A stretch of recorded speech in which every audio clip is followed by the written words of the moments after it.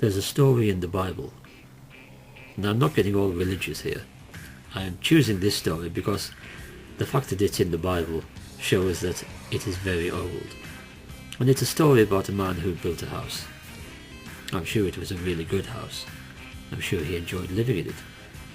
People who passed by probably looked at this house and thought, that's a great house. I wish I lived there.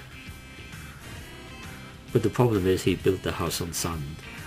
And when the tide came in, the house was washed away. No foundation.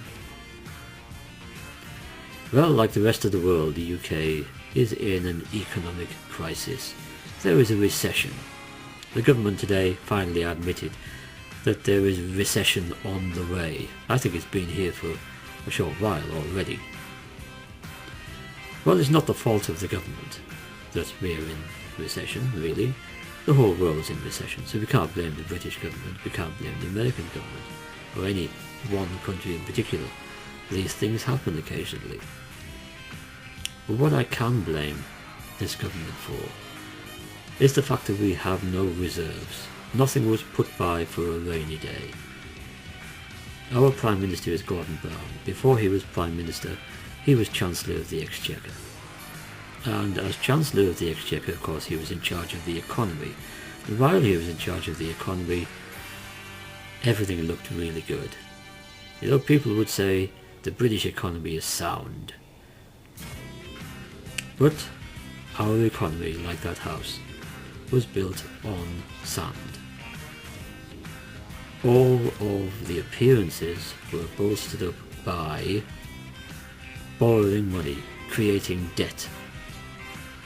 This country had no money, and we borrowed money to pay off the previous money that we borrowed. So we have no reserves, we have nothing left to help us through the hard times. Gordon Brown came up with this idea, which he didn't really come up with. He actually stole it off somebody else. No, he didn't steal it off somebody else. I think they offered it to him and he accepted it. And then he maybe himself didn't claim it as his own, but it was put across as Gordon Brown's idea. And so money has been thrown at the banks. The government has invested what they call public money in the banks to make sure that nobody loses their savings. But what we find out is that it's not public money. And though we're told that because it's an investment, any return from that investment is going to go to the public and we're going to be better off. But no, there is no public money. He's borrowed more money to bolster up the banks, which are in debt. And so any return from that is going to pay off the loan plus the interest on the loan. And so Joe Public, Muggins, is going to have to, at some point in the future, pay more tax in order to pay off the new debt that has been heaped upon all the rest of the debt that has been created by the current government. And while things are looking okay to some people, they're not, because there's no foundation. You know, there was a very poor family once, and this is a true story. They were in Liverpool and they really had no money at all. They were living on charity. And one day the mother brought home some cream cakes. She'd earned a bit of money and she spent the whole pile of money on these cream cakes. Luxury. And they loved those cream cakes. They felt happy, they felt safe, they felt good. The future was going to be bright because they had these cream cakes. But then they ate them all. There were no more cream cakes. And reality returned. And they were poor again.